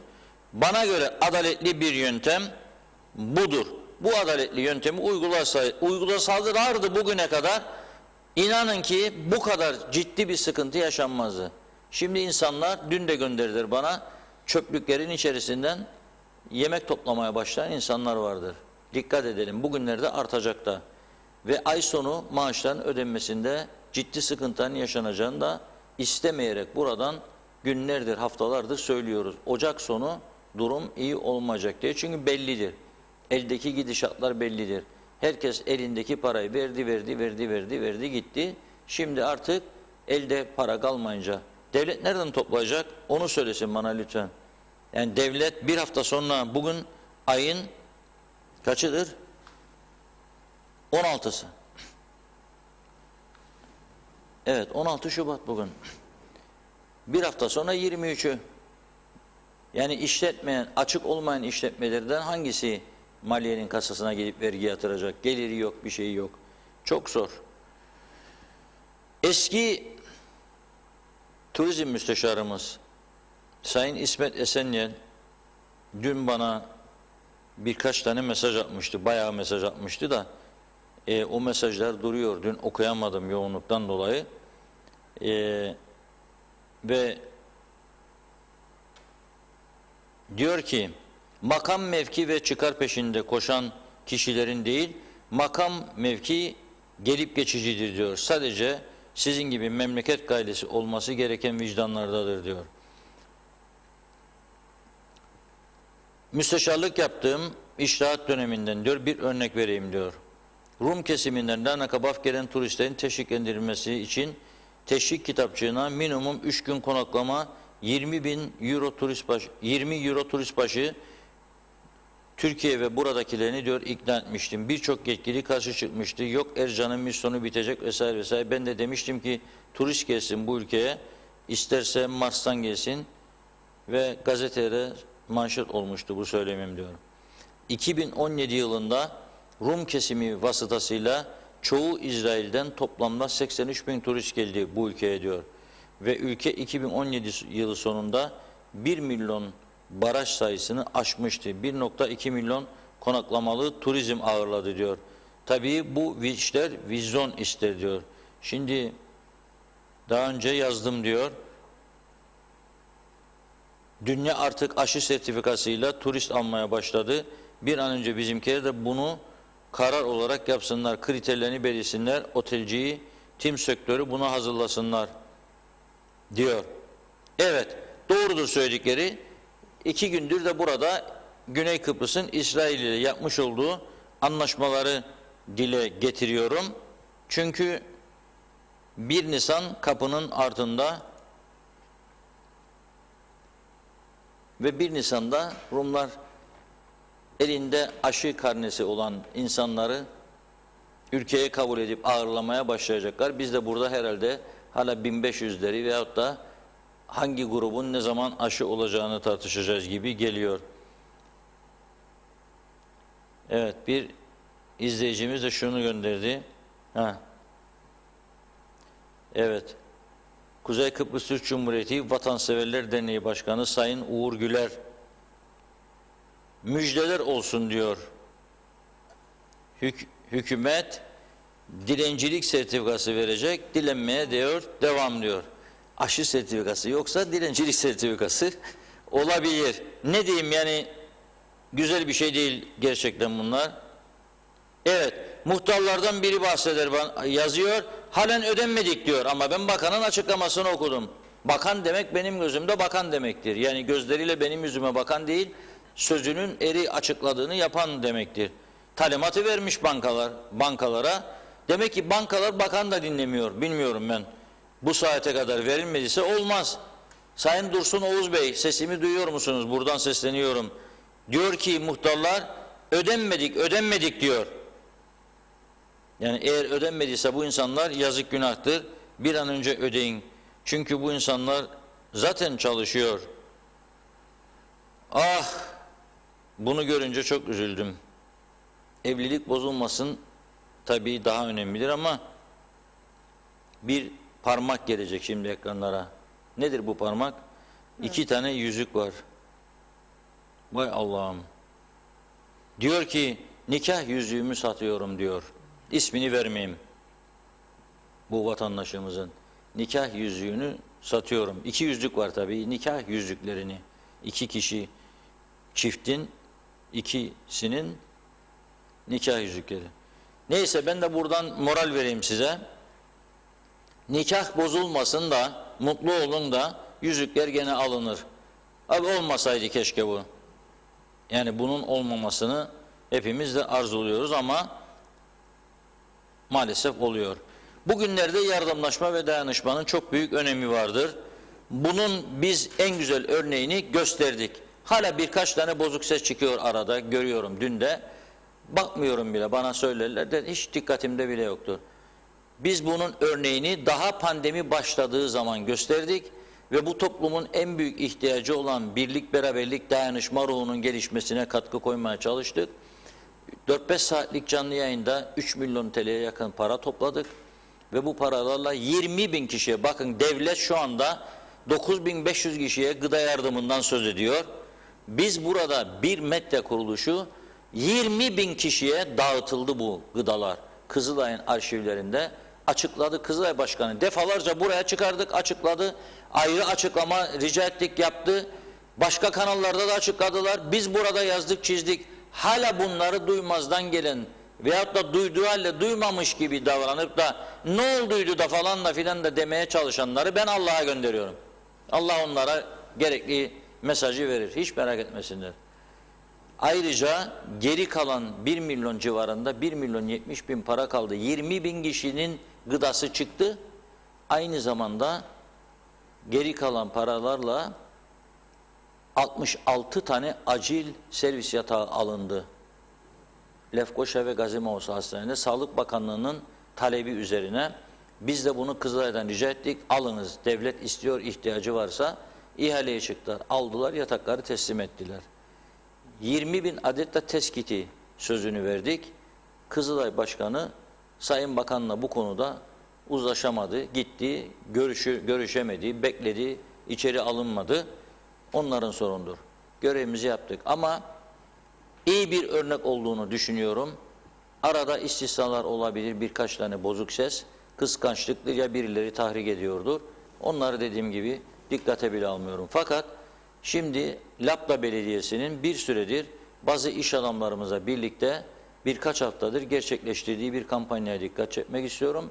Her gün 550 kişinin gıda ihtiyacını, yemek ihtiyacını karşılıyorlar. Biz de bugün Diyalog Gazetesi'nde örnek olsun başlığıyla yayınladık bunu. Topluyorlar ve bu kampanyaya bazı yerli iş adamlarımız, Erol Canseç gibi lokanta işletmesi birkaç arkadaşımız öncülük yaptı belediye başkanıyla birlikte. Sayın Belediye Başkanı beni de aramıştı. Ben onlara bölgesel bir kampanya bizim medya olarak yapamayacağımızı söylemiştim. Ama her türlü haber desteği, yayın desteğine varız dedim. Nitekim yapıyoruz, yapmaya da devam edeceğiz. Çünkü çok güzel bir hareket, örnek bir hareket.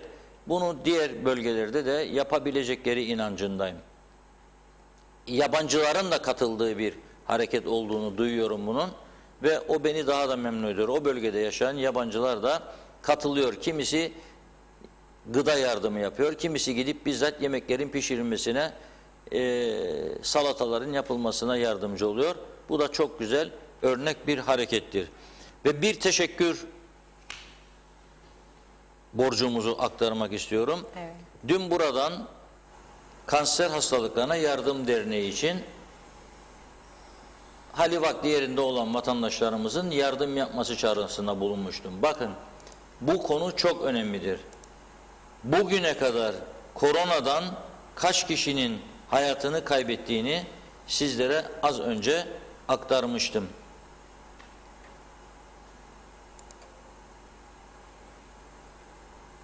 Bugün Kuzey Kıbrıs Türk Cumhuriyeti'nde koronavirüsten hayatını kaybedenlerin sayısı 20'dir. Ama biz kanserden bırakınız bir yılda 20 kişi, hemen hemen her ay 20 kişiyi kaybediyoruz. Belki de daha yüksek bir rakamdır bu. Ve bu Kanser Hastalarına Yardım Derneği yıllardır hastalarımıza yardımcı olmak için, şifa dağıtmak için çalışıyor canla başla. Sayın Raziye Koca İsmail ekibiyle birlikte yoğun bir çaba sarf ediyorlar, gönüllü hizmet veriyorlar, müthiş bir enerji ve çok insana bugüne kadar yardımlarını sürdürdüler. Şimdi bir çığlık var. Bu çığlık bu derneğin kapanma aşamasına gelmesidir. Duyun sesimizi diye mesaj veriyorlar. O yüzden dün buradan bir çağrı yapmıştım. Program sonrasında aldığım bilgiye göre çok sayıda iş adamı ve vatandaşımız dar gelirli de olsa yardım etmek için hesap numarası sormuşlar. Nerelere başvurabilir diye. Burada hesap numarasını aktarıyoruz sizlere. Türkiye İş Bankası'nda bir hesabı var Kanser Hastalarına Yardım Derneği'nin. Yüksek miktarda yardım yapabilecek durumda olan insanlarımızın buraya bu hesap numarasına yardım yapabileceklerini söylüyorum. Hesap numarası ekranlardadır. Bir de Telsim veya Turkcell hattından 4171'e boş mesajla ya da mesajda bir nokta veya virgül koyarak gönderildiğinde bir defaya mahsus derneğe 26 Türk lirası bağış yapılabiliyor. Ayrıca 4271'e bir umut 20 yazıp gönderirseniz de her ay fatura hesabınızdan 20 Türk lirası Kanser Hastalarına Yardım Derneği'ne aktarılacaktır. Abone ile umut arasında ve 20 arasında boşluk olması gerekiyor. Abone, boşluk, umut, boşluk, 20. Bunu yazdığınız zaman ayda sadece 20 Türk lirası Kanser Hastalarına Yardım Derneği'ne bağış yapabiliriz. Ama şimdi bu derneğin canlanabilmesi için, kapılarına kilit vurmaması için yüksek miktarlarda, yani iş adamlarımızdan başlayacak demek istiyorum. Normal vatandaşlarımız gelir düzeyi düşük olan, orta seviyede olan 20 Türk lirası veya 26 Türk lirası bağışlayabilir. Ama durumu iyi olan iş adamlarımıza bir kez daha buradan çağrı yapıyorum. Dün telefonla arayanlara, hesap numarası isteyenlere teşekkür ediyorum. Ve neticeyi görmek istiyorum. Kanser Hastalarına Yardım Derneği ile irtibat kurup bu neticeyi de almaya çalışacağız. İyi yardım yapanların isimlerini buradan okuyacağım demiştim. Teşvik etmesi amacıyla diğer iş adamlarımızı, tetikleyici olması amacıyla bunu bekliyoruz. Lütfen gecikmeye mahal vermeden, iş işten geçmeden bu yardımlarımızı bu derneğe ulaştıralım. Çünkü Kanser Hastalarına Yardım Derneği örnek bir kuruluştur. Ve en fazla sorunumuz, hastalık sorunu kanser hastalıklarıdır. Kuzey Kıbrıs'taki hastalıkların can kayıplarının ilk sırasında yer alıyor. Bunu da buradan belirtmek istiyorum. Yardım yapan herkese, yapacak olanlara da teşekkür ediyorum. Evet. Ben de dilerseniz yine birkaç mesaj daha aktarayım. Sonra son sözü size bırakayım. Erol Tamer Güçer bir mesaj yazmış. Hızlıca okuyacağım. Avrupa ülkeleri aşı programlarını çoktan oluşturdu. Nisan ayına kadar hangi büyük Avrupa Birliği ülkesi aşılama bitireceğini duyurdu. Güney en başından beri uygulanan risk trafik lambası haritasına göre PCR testi ve ev karantinasıyla turist almaya devam edecek diyor. Sayın Pilli bu ülkeye 85 yaş üstü birinci risk grubundaki Alman mı, bakım evindeki İngiliz mi, Haziran'a kadar o hal ilan edilmiş Fransa'dan turist mi aşı karnesiyle alınacak? Aşısı olmayan ülkeye almayacağız diyen hükümet Almanya'dan daha mı akıllı yoksa dünyadan mı bir haber diye sormuş. Dünyada şu an aşıya ulaşım %3'e ulaşmadı bile diyor. Metin Bazı Kuvvet ülke bir kaosa doğru gider. Adam gibi bir açıklama yok. Hükümetten her açıklama beynimi bulandırır ve hala sonumuz ne olacak bilinmez diyor. Hilat Silva ise İyi yayınlar. Önce belirli bir ücret üzerinde olan kamu araçlarını satmaları gerekir. Kamuda lüks bir hayli araç bulunurken vatandaş sıkıntı içerisindedir. Bu etik bir olay değildir demiş. Evet, Nikos Bülent Antonio az önce başbakanı dinledim. Kasabım dedi, et de elimde, bıçakta, ne kadar nereden istersen kestiririm dedi. Kime ne diyor. Gülnarin Cener 3 aydır işsizim demiş. Evet, Osman Hafiye, Reşat Bey ağzına sağlık. Her gün siz söylüyorsunuz, insanlar yorumla dile getiriyor. Fakat kimse bizi dinlemiyor. Ben istiyorum bu halk birlik olsun artık ve çıkalım dışarı hakkımızı aramaya demiş. Evet, Engin Sedat Tözün de açıklamadan anladığım, darıldın mı cicim bana, hiç bakmıyorsun bu yana, darıldıysan barışalım, kumru gibi koklaşalım, 5000 koyun diyor. Evet, Kemal Gözay, her şey iyi güzel Reşat Bey ama bir yolu dahi yapmak için Türkiye'nin onay vermesi mi lazım? Her taraf darma duman. Esnaf, turizm esnaf, her sektörü hiç ederken neden gazeteciler sessizdi? Pandemi zamanında bile onlar öncelikli oldular. Esnaf unutuldu diyor.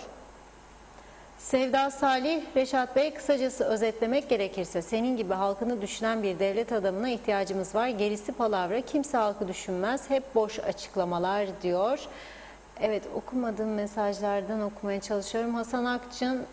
Hasan Akıncı, ben tek çalışan biriyim, 4 nüfuslu bir ailem var, gıda yardımını muhtarların insafına bıraktılar. Onlar da etrafından başka birilerini düşünmüyor, ne yapmak lazım? 1500 lira işverene yatırım yapıldı, patronlar mı, işçiler mi mağdur, sormak istiyorum demiş. Evet, Erdoğan Erşahinoğlu da Reşat Bey, yok mu bu işin çıkar yolu? Devlet memuru tam maaşı alsın diye hükümet kendini parçalıyor. Özel sektör çalışanları için 1500 lirayı bile çok görüyorlar. En güzeli devlet memuru da özel sektör çalışanları da asgari ücret alsın, o zaman hakkaniyetli bir devlet olur demiş. Evet, Yusuf Umut Yetermiroğlu da aşı için bu kadar ses çıkıyor da bu kadar mağdur ihtiyaçlı insanın sesini kimse niye duymuyor acaba demiş. Hangisi daha tehlikeli, virüs mü, açlık mı? Nerede bu zengin kesimler? Aşı için piyasaya çıktıklarında neden bu açlığı görüp yardımcı olmuyorlar demiş. Zihni kalmazsa başbakan borçlanın ve eski borcu ödeyin diyor. Bankadan borç almaya gittiğiniz zaman banka sizden teminat ister. Evinizin koçanını kabul etmiyor. Evin Rum'a ait olduğunu kefil ister. O da devlet memuru olması, daha bir sürü şart var demiş. Bekir Törer, seçim olmasaydı ne yapacaklardı Reşat Bey? Korkup hemen ödediler diyor. Meri Boybom isimli biri mesajda yazıyor ismi. Sayın Reşat Akar, dün de mesaj gönderdim. İsmim Meral. 3 ay önce Londra'dan 2 kişi olarak geldim. Gelmeden önce karantina parasını oradan direkt ödemesini yaptım. Maalesef Kıbrıs'a geldiğim zaman ev karantinasına girdim. Bana dediler ki paranızı geri alacaksınız. Başvuru yaptığım halde üzerinden 3 ay geçti. Hala bizimle dalga geçiyorlar ve paramızı vermiyorlar. Lütfen Reşat Bey, rica ediyorum, bu konuyla ilgilenirseniz çok mutlu olacağım. İyi yayınlar diliyorum demiş Meral Hanım. Cengiz Boyacı, ne üzücü bir durum. Devletimiz 2 ay bile maaş ödeyemeyecek kadar zavallı oldu. Yazık KKTC halkına diyor. Emin Alev Türk, madem paran yok niye torpille insanları işe aldılar? Reşat Bey, kendini değil ülkeyi düşünmeleri lazım, yoksa daha çok zor günler olacak diyor. Orhan Çiğdem Aslan, hükümetin kasasını pandemi otelleri yaratarak, hazineyi yağmalayarak 5-10 kişiyi daha zengin ettiler. Sonra 1500 lirayı ihtiyaçlı vermemeye utanmıyorlar diyor.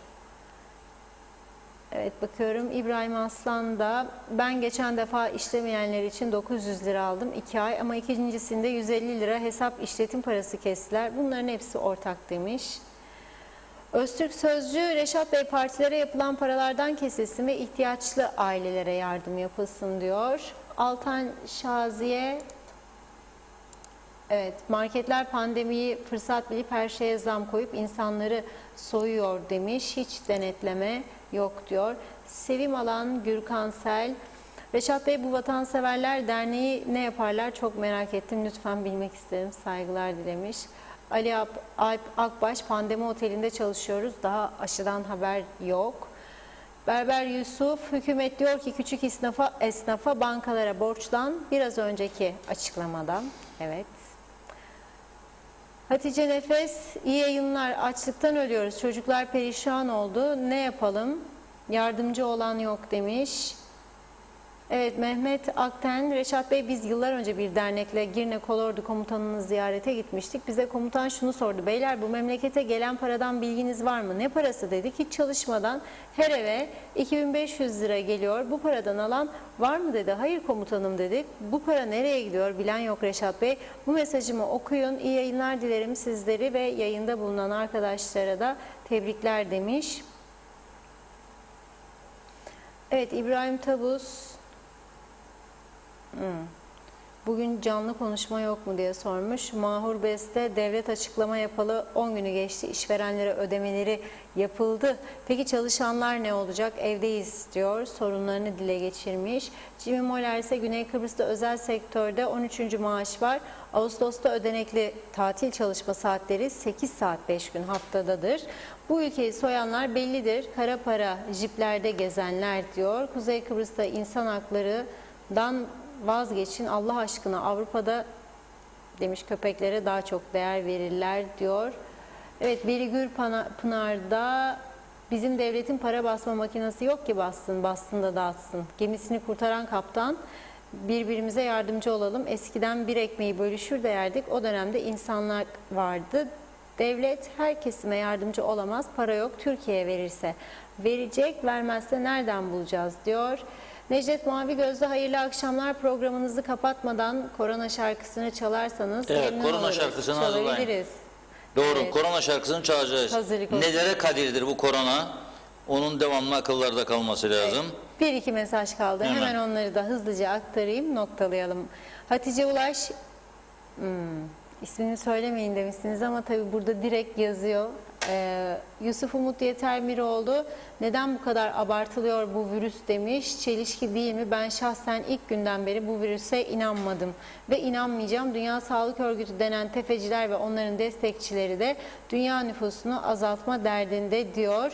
Ömer Ayazsa, Reşat Bey, medya ülkemizin sesi ve kuşağı sözcüsüdür. Diyalog TV'ye yapılan haksızlığı ülke insanı protesto etmiştir. Ancak Avrupa Gazetesi'nde ve sahibine yapılan haksızlığa yeterince duyarlı olamadıkları, hala da ülke sınırımızın dışında gazeteci arkadaşlarımız var. İşte biz de etmenin ülkeye ve ülke insanına verdiği zarar, açlıkla, borçlu olarak ölümler önümüzde, muhtarlar bile geçinme derdindeyken işsiz, güçsüz, kayıtsız insanlar ne olacak, var mı çaresi demiş.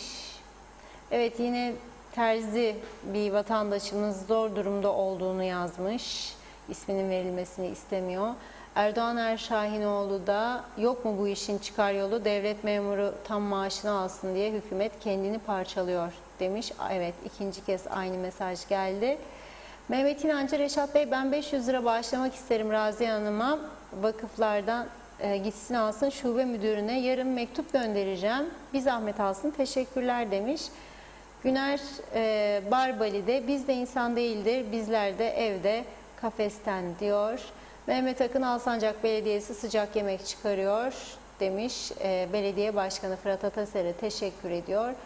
Son olarak Niyazi Kızılyürek, ben devlet çalışanıyım, 3 çocuğum var, yarısı borç, ne yapayım demiş.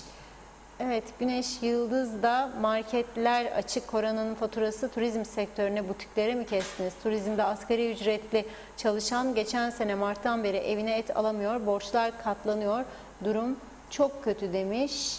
Yılmaz Girne de zengin iş adamlarından listede demiş, yardım edecekler mi diyor. Memo Mehmet Kazak, sizi seviyorum Reşat Bey, kendinize dikkat edin diyor. Arif Köroğlu, para yok, maaş yok, ne yapsın gariban hükümet demiş. Evet, Tugay Tüver'de 5000 koyun gelsin iyi güzel ama Kıbrıs hellimi Avrupa kabul etmeyecek. Çünkü getirtme yerli koyun olmadığı için hellimi tescillemeyecek. Bu yazımı yazın, olduğu zaman da paylaşırız diyor. Evet. Güney Ballı'da Reşat Bey, Başbakan'a sorun bakalım, seçim olsa partilere para var ama Hakan yok ne demek? Orada bir eksiklik olmuş herhalde. Ramazan Baysal da Reşat Bey 1500 lirayı işverenin hesabına yatırılacak yoksa işçinin hesabına mı yatırılacak diye sormuş. Ne zaman yatırılacak? Bunu çok soruyorlar. Size iyi yayınlar. Evet. Hasan Nihat Erduran da muhtarlar tarih boyunca ilk kez maaş alır. Onlara nüfus oranlı bütçe lazım demiş.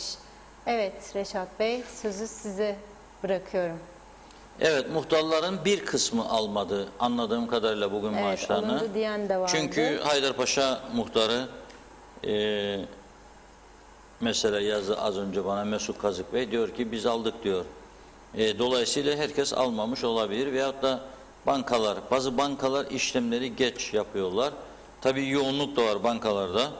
O yüzden bir şey diyemeyeceğim yani ama bundan kaçış yok. Bir kısmı aldı, bir kısmı almasan olmaz. Bu kadar gün gecikme oldu zaten. Bugün değilse yarın geri kalanlar alacak. Bugün sonra bir ilginç haber duydum. Teyit etme imkanım olmadı ama güvenilir bir arkadaş söyledi. Bu kadar sorun varken memlekette, bu kadar insanlar işsizken piyangolar idaresine personel alımı konusunda ciddi tartışma yaşandı yönetim kurulunda diyor. Yeni personel istihdam etmek istiyorlar diyor. İhtiyaç var mı yok mu? Piyangolar zaten son zamanlarda güven yitirmiş durumdadır. Gelirlerini artırması için çok ciddi orada organizasyona ihtiyaç vardır. Bugünkü yapısıyla piyangolar ne yapabilir bilemem. Ama personel alımı şimdi herhalde bunun zamanı değil diye düşünüyorum. Çok ciddi sıkıntılar var. Çok büyük mali kriz yaşıyoruz. Ve aybaşı mevcut memurlara maaşını ödeyememekten söz ediyorsa yetkililer, ödeyemez duruma gelirse kesinti yapabiliriz diyorlarsa ciddi bir durum var demektir ortada. Biz zaten görüyoruz bu durumun ciddiyetini. Yani 25'ine kadar kapalı olacak sektörler ve siz ondan sonra bu insanlardan nasıl gelir, yatırım bekleyeceksiniz, devlete vergi bekleyeceksiniz? Yani bu mümkün mü acaba? Mümkün değil. Nasıl? Bir ayı olduğu gibi hemen hemen kapalı. Yani pazartesinden sonra açsalar bile bu sektörleri, bu insanlar kapısını açacak, müşteri bekleyecek. Para olmayan insanlar nereden gelip alışveriş yapacak? Yani ciddi bir sıkıntı vardır. Taze paraya ihtiyacı var ülkenin. Taze paraya ihtiyaç olduğu için de yapılabilecek ilk iş Türkiye ile ekonomik protokolü, mali protokolü bir an önce imzalamak ve Türkiye'nin kredi olanaklarından yararlanmaktır herhalde hükümetin yapması gereken. Esas bir iş bu. İkinci iş de bir an önce Güney Kıbrıs'ın ve diğer ülkelerin yaptığı gibi aşı kampanyasını hızlandırıp sonuca ulaşmaktır. Aşı kampanyası hızlanmazsa gerçekten biz burada çok daha büyük sıkıntılar yaşayacağız ve bu ekonomik krizi kaldıramayacak duruma geleceğiz. O yüzden hızlı bir aşılama sürecine ihtiyacımız var. Netice istiyoruz, bir an önce sonuç istiyoruz ve artık bir plan program istiyoruz. Ne olacak Nisan ayında? Biz de açılabilecek miyiz? Sayın Sağlık Bakanı açmayı hedefliyoruz diyor. Hedefleme başka, adamlar karşılıklı mutabakat metni imzalar, sözleşme imzalar. İsrail Başbakanı ile Rum lideri 1 Nisan'da başlıyoruz dediler. Biz bunu görmek istiyoruz. Bunlar olmazsa olmaz. Adam Türkiye'den veya başka bir ülkeden, İngiltere'de yaşayan vatandaşlarımız aşı kartını oradan alıp gelip Ercan Havalan'dan içeri girebilecek mi, giremeyecek mi? Hala biz PCR karantina mı diyeceğiz yoksa nasıl bir uygulama yapacağız? Bunların açıklık kazanması gerekir. Yani hükümetin bu konularda proje üretmesi ve bir takvimleme yapması lazım. Bunu buradan söylemek istiyorum. İsmimi diyor, belirtmezseniz iyi olur. Nedir bu?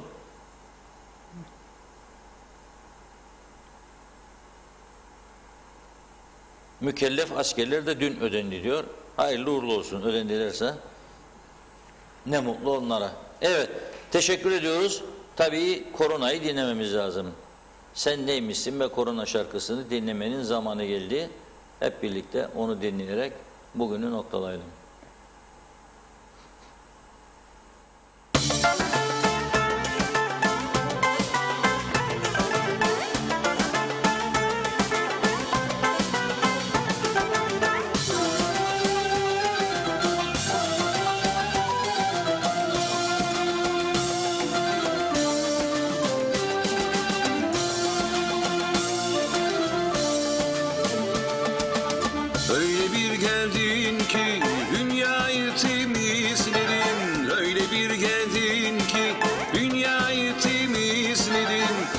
uçak kaldı ne tren, ne vapur kaldı ne kamyon. Sen neymişsin be korona? Of, dünyayı soktun komaya. Sen neymişsin be korona? Dünyayı soktun komaya. Zengin fakir ölüm korkusunda milyonları geçti pozitif vaka. Sen neymişsin be korona? Yastık altında kalmadı para.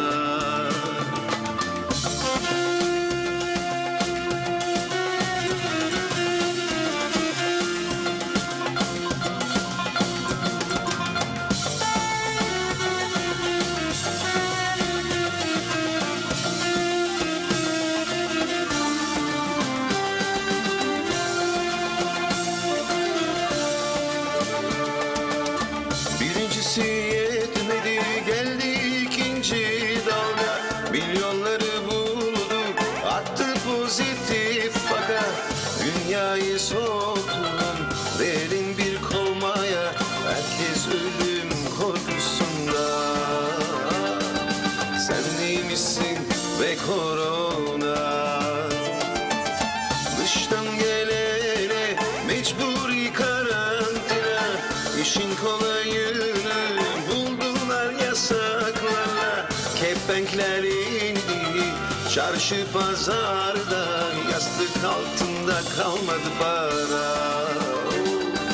Sen neymişsin be korona? Sen neymişsin be korona?